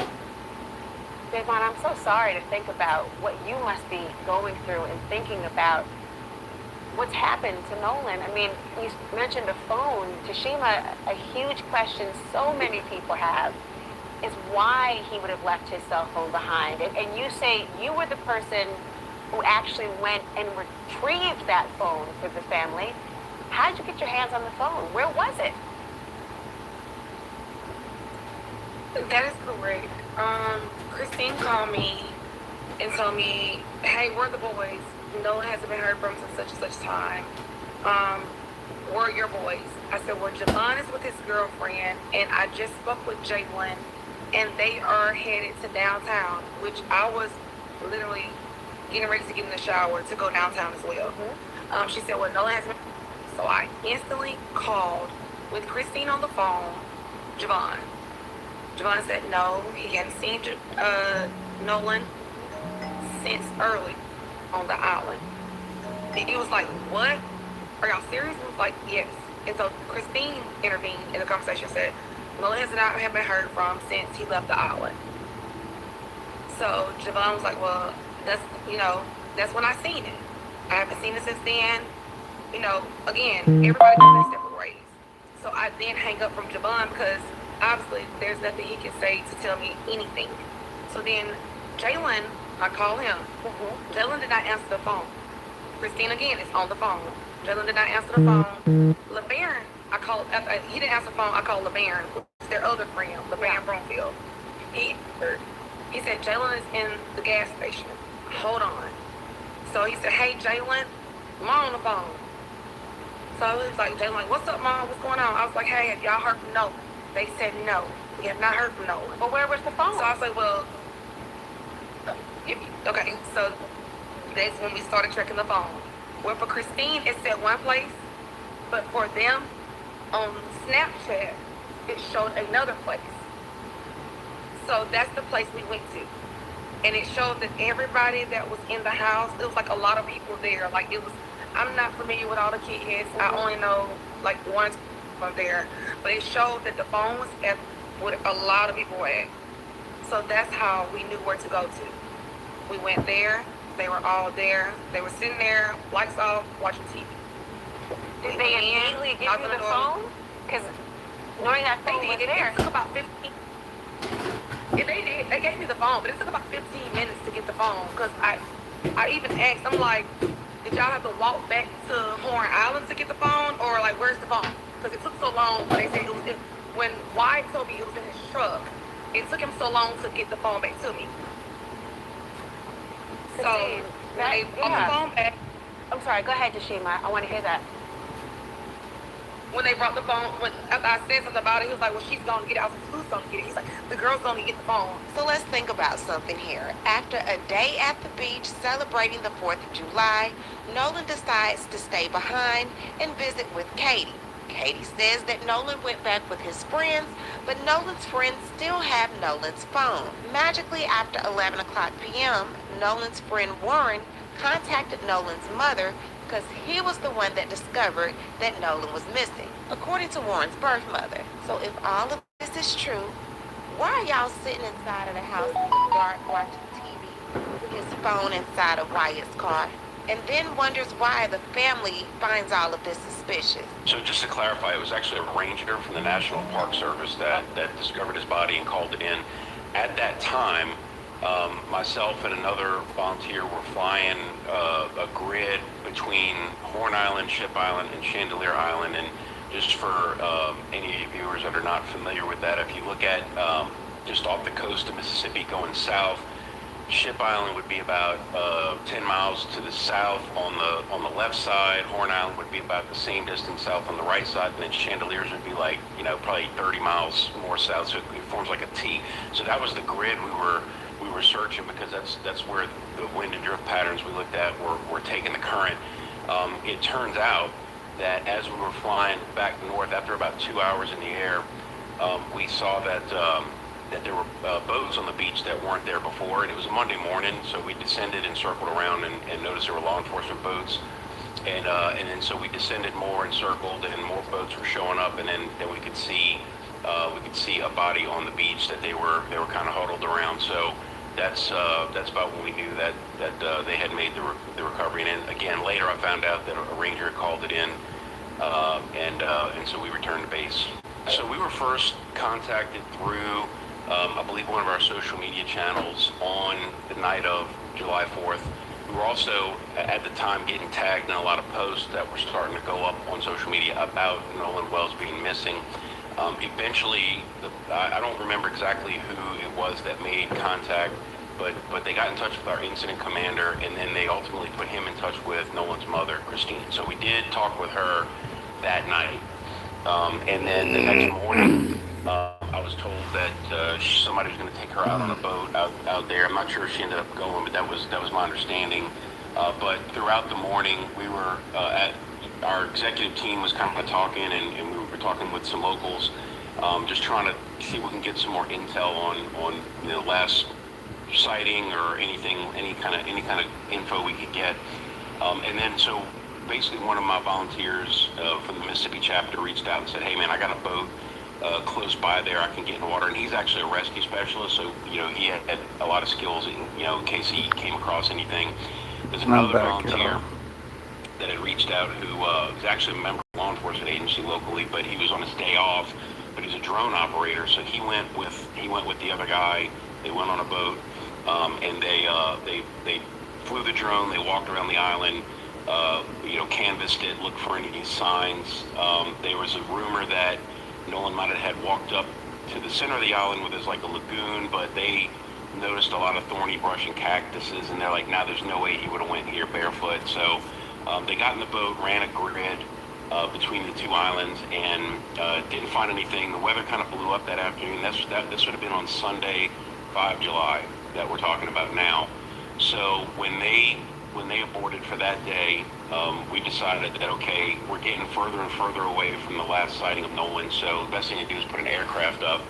Our aircraft were based out of Belle Chase, Louisiana, but again, just to show like how awesome like our Mississippi Gulf Coast chapter is, we had another volunteer reach out and say, hey, I have a plane at Gulfport, it's a lot closer. So I went and met him, and at first light on Monday, 6 July, about 6:30 a.m. Central, we were wheels up, and like I said, we were in the air about 2 hours before we noticed the activity on the beach. I'm so hungry.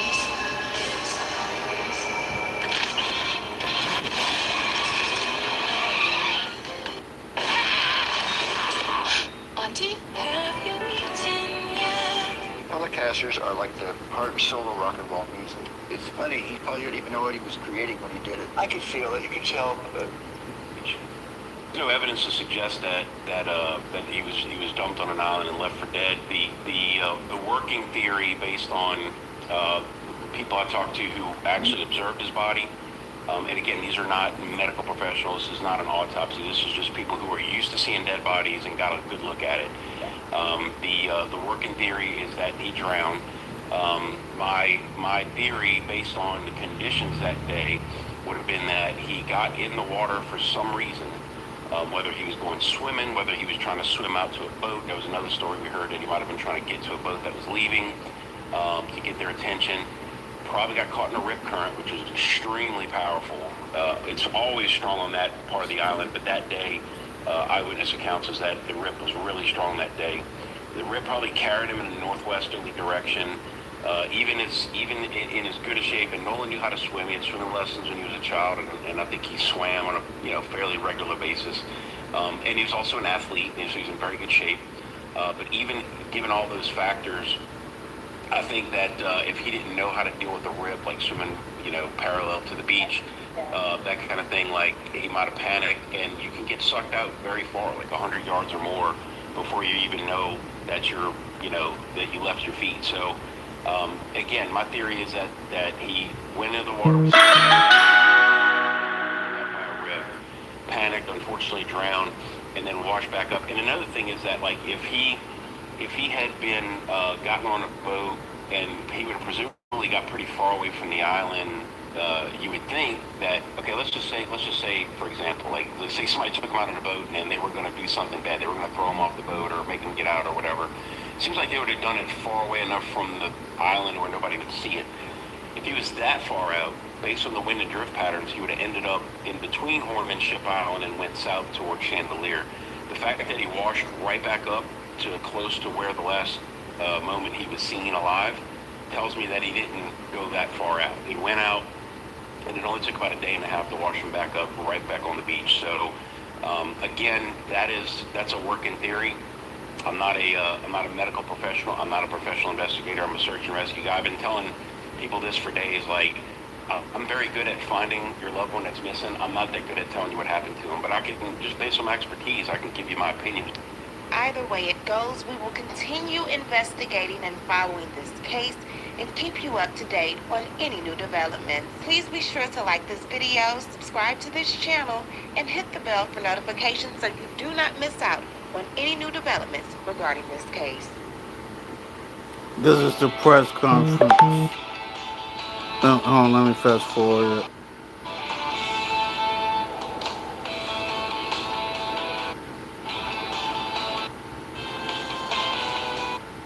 In Elmore. We just had an opportunity to meet with District Attorney Angel McGrath and some members of her team. We had a very respectful meeting.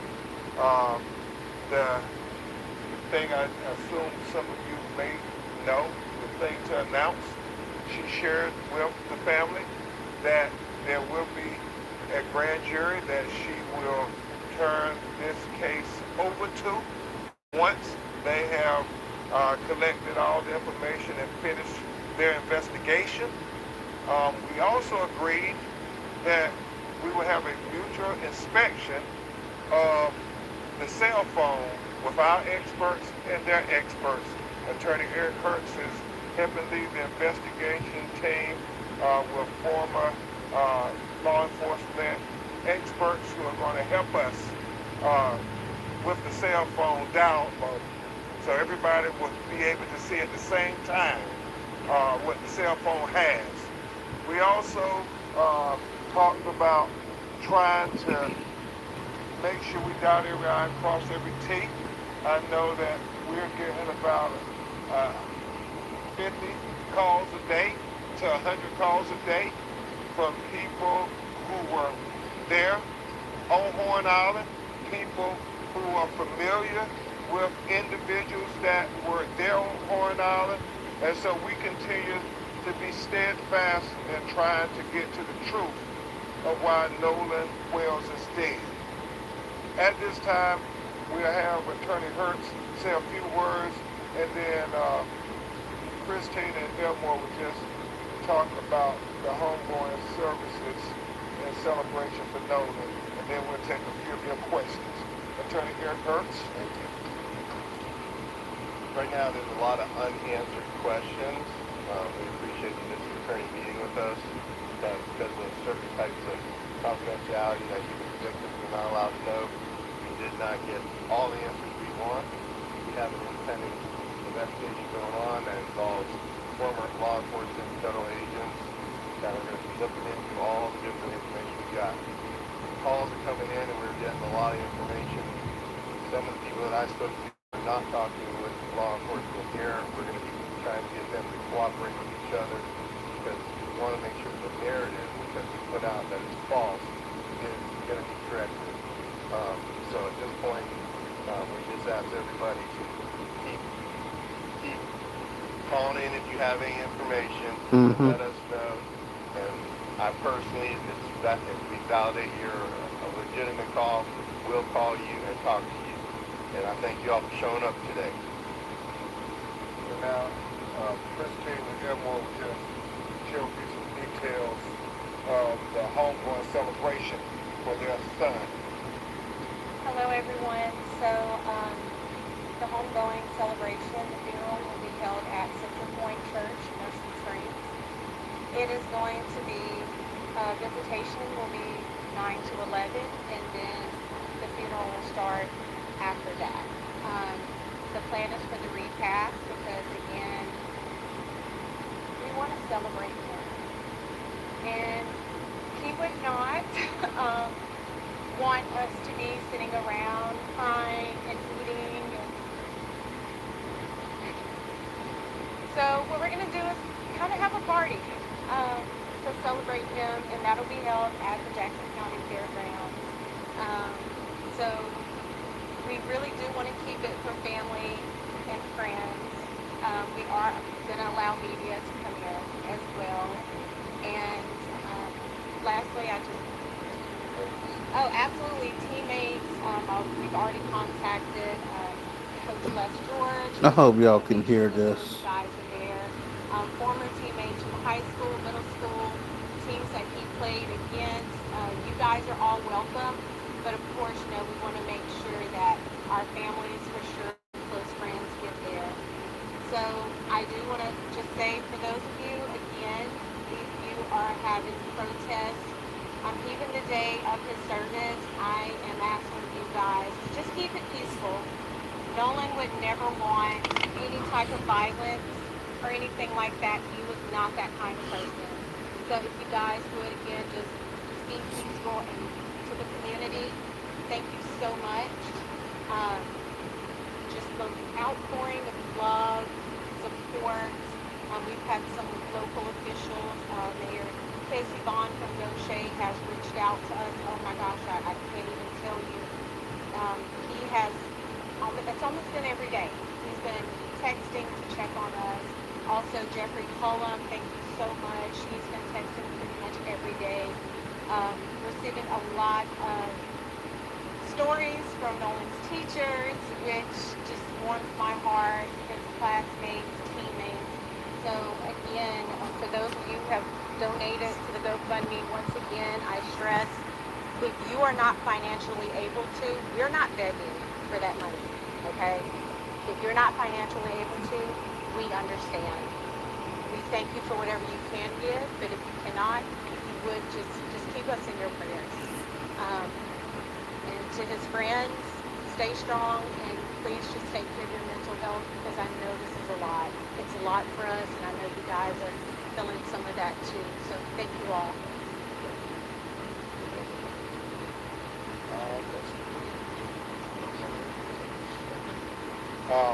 Are there any questions? Yes.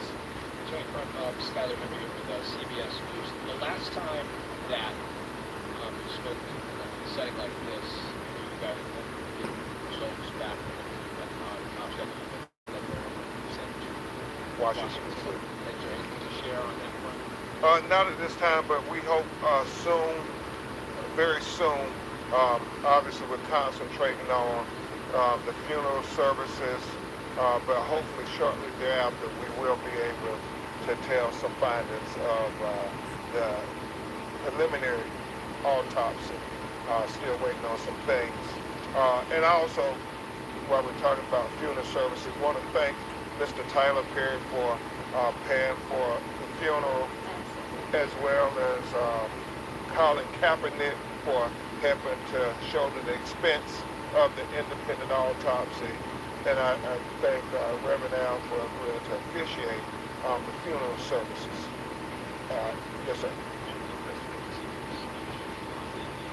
Said from the very beginning, right, this was really about getting some answers about what happened to your son.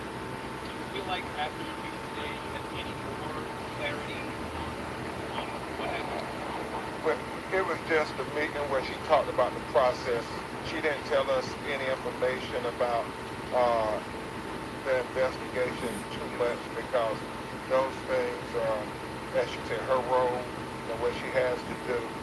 But they still have questions, and that's not as insignificant to this meeting. It's just a general. Every morning they wake up and there's a hole in their heart, and they are trying to say, what happened to my son? Obviously, they feel strongly that he would not have just stayed behind. He wouldn't have left his cell phone. And so we're trying to get to those answers. Ryan Rhodes, Squire. There's been a lot of misinformation that's spread online, especially with the school that shared by you. Well, I didn't share it. Let's make it clear. We're reposting everything because we're trying to get people to come in and call. And so we've said from the beginning, we're in a ferocious search for the truth. And so things out there, we are trying to I'm not going to play all of this, but I do want to play enough of it. Does not mean that we authenticate anything. Look at our social media. We have always been very careful to say this is a repost, and we almost always give a declaration that that's what it is, a repost. And so we want people to continue to call about everything, videos, whatever interactions they saw, and thank God we are getting dozens of people calling every day saying, I was on Horn Island. This is what I saw. I know these individuals. This is what we know. They said, we understand the sheriff's investigation has hundreds of people calling too.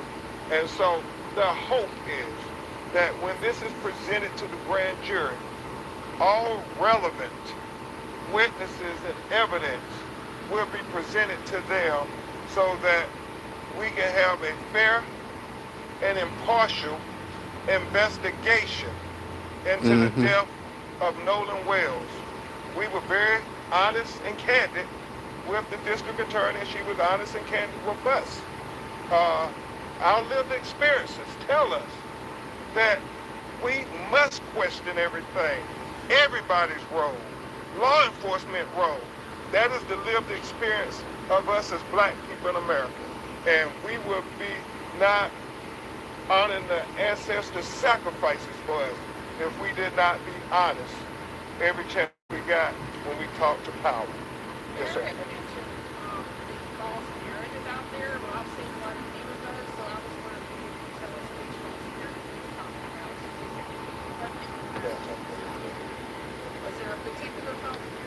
There's a lot of narratives out there right now, and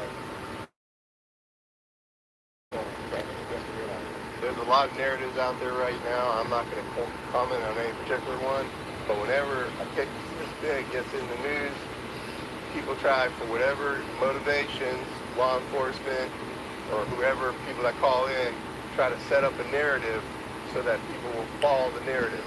Our job is to cut through all the noise and find the truth. And the truth needs to be found by unbiased investigation as well as unbiased lawyers and all the people that are out here, all you investigatory journalists and everyone else. We just ask you keep an open mind until we get to the truth. And one of the things I will say, we are trying desperately to figure it out. And we don't profess to have all the answers, before we're trying. And so when people call and tell us this is this person, and then we get somebody saying that no, this isn't that person, we're trying to balance it all. So we want to even be more careful ourselves to make certain that we're trying to get people to come forward. And there are a lot of people who have different perspectives. We're getting that just from the phone calls, that people who were there at the same time are saying different things. But we're going to get there. We're going to get to the truth. Yes. I just want to say my deepest condolences to you, Christine, and everyone. My heart hurts. Great to feel the life here.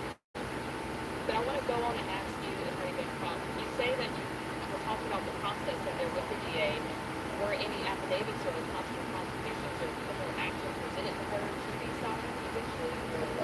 Yeah, and as she said, her role is confidential at this point because she can maintain her prosecutorial independence. Obviously, I stressed to her very strenuously to say, we want you to zealously, you and the Sheriff's Department, to zealously investigate this matter. And Christine and Elmore share their life experiences too. Um,